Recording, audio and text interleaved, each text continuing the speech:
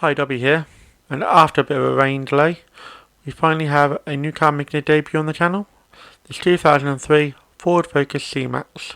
And in this video, we're going to be showing you how to change the ball joint on it. Before we get started on the repair, I'll just show the tools that I used on this repair. Starting with a 2-foot pry bar, a lump hammer, a ball joint tool, a ratchet with a 17mm socket, an impact gun which is optional, a 17mm spanner, a 19mm spanner, and a 19mm ratcheting spanner. Skipped ahead a bit here. I've got the car in the air and got the wheel off. So now we've got access to the ball joint. As you see here, the ball joint is held on by a 19mm nut. So to break it, I'm going to use 2 spanners, a 19mm, and then give me extra leverage. I'm going to hook another spanner onto it so I can crack open this nut. The gap between the drive shaft and the ball joint is quite small, so I had to use a spanner for this job. After a little while I switched to the ratcheting spanner just to make this job a bit quicker and a bit easier. Plus the natural curve of the spanner makes it easier to get the angle I need. So after a little while of ratcheting away, we'll get the nut completely off. And then I'll put it back on a couple of threads just to help using the ball joint tool in a few moments. Now it's time to get the ball joint tool on. Sometimes you're going to be a bit stiff, sometimes they slide on nice and easy, other times like this one you have to use a hammer just to tap it into place and get it to seat far enough onto the ball joint itself. So usually I tap it on and then I take my 19mm spanner and I start to tighten it up to make the ball joint pop out. It does take a little while, so I've skipped a few bits.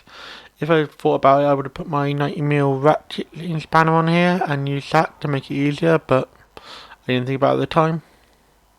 These ball joint tools are quite handy. There'll be a what's in the toolbox on this one coming shortly, so keep an eye out for that. In a few moments you'll hear the ball joint pop out, so I'm going to take a quiet for that. Wasn't that a satisfying noise? Now it's time to remove the ball joint tool and take off the nut, and then we'll be on to the next step. Removing the tool usually takes a few moments, so all you have to do is just undo it. So once we have the nut off, it's time to get our big pry bar and use that to help us lever down the arm. I usually slide it between the 3 nuts on the arm itself, and then I just push down, and as you can see, it pops out quite freely and quite easily. Just that extra leverage is always useful when it comes to things like this. Be careful when you're letting the arm up to make sure it doesn't fly up and damage the tie rod end above it. After that, it's time to start removing the 3 17mm bolts holding the ball joint into the arm. To remove the bolts and nuts, you need a 17mm spanner and a 17mm ratchet, or you can use 2 spanners if that's all you've got, but I'm going to use a 17mm spanner and a 17mm ratchet on my 1/2 inch drive here to break these nuts loose. For me they broke loose relatively easily. I have heard of them being a bit of a pain. I have sprayed them with some DP60 penetrating oil just to make it a bit easier.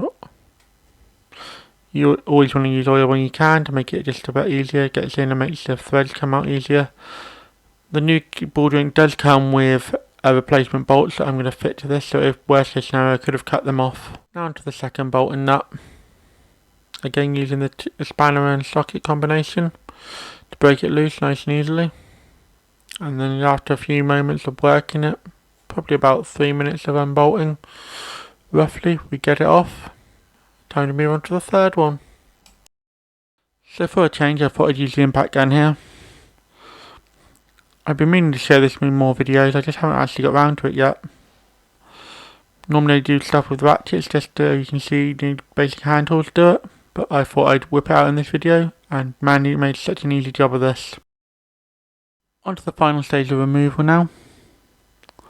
So I just give it a gentle tap with a hammer, and then I give it another tap with my hand, and out it comes. Sometimes it can be right pigs to get out, but this one was quite easy, thankfully. So here's a quick look at the new Ridex ball joint we'll be fitting in comparison to the old one. Always good to compare the parts before you start fitting them. The only difference with this one, it has a 22mm nut instead of a 19, so I'll be reusing the 19. As I mentioned earlier, it comes with new fasteners. To start reinstalling the ball joint, we need to push it back into the hole where the old one came out from. This can be a bit tricky sometimes as it can rust up and you may need to clean out the actual hole that it comes out of. This one went in relatively easily, so I'm quite pleased about that. Now the next step is to get the 3 fasteners back in. I like to start with the furthest one back, get that lined up first and then get the bolt in, and then put the washer on and then put the nut on, and then I'll move on to putting the other two on, as you'll see me do in a few moments. I always like to get all three fasteners in before I start tightening them down. This just means you can't get any misalignments, and then you have to undo the fasteners. It's just a time-saving measure, really. So now we've got the second one in, we'll move on to the third one. So this is the same procedure as before. We pop the bolt through, and then we put the washer on, and then we pop the nut on, just loosely, just to hold it in place so it doesn't fall out. And now we've got the third one done. Now it's time to tighten these three nuts down. Again, using the same process as when we took it off. We need a spanner and a ratchet. These are both 17mm still, and we just have to work our way around, tighten them down. It's important to get these nice and tight. I should also mention that the new fasteners that come with the ball joint are nylocks, so they're quite useful because they won't vibrate loose over time. Means once you get them on, they're nice and tight, and that's what you need. And here's just a final shot of the nuts all tightened down, just so you can see. Now it's time to get the ball joint back into the hub carrier. This can be quite a tricky little process. It's all about lining up the angle of the ball joint to the hub carrier. It takes a bit of wiggling and a bit of persuasion. As you see, it takes me a little while just to get it into place. This is mostly in real time. I cut a bit out where I knocked the camera over, but apart from that, this is all in real time. Again, you want to be firm but not too firm when you're doing this. You don't want to damage anything, but you want to use enough force to make it actually do what you want it to do. Once you have it all lined up, just give it a firm tap on the bottom to make sure everything's seated. So now we're on to the final nut. This is a 90mm, so we just tighten it down with our ratchet wrench first. You can do this with a normal spanner if you haven't got a ratchet wrench, but this is just the easiest way I found to do it. After that, once it's got as tight as we can with the ratchet wrench, we move over to our traditional box spanner and we just tighten it down with that using the double spanner technique to make sure it's as tight as possible. After it's all tightened down, all we need to do is pop the wheel back on and drop the car right down. So this is the first in a few videos we've got on this C-Max. There are a few more in the pipeline coming up in the coming weeks, so if you haven't subscribed, now would be a good time to. If you enjoyed this video, why not drop a like? Any questions or feedback, let me know in the comments. I normally drop 2 videos a week, so if you haven't subbed to the channel yet, you should, and then you'll never miss another video.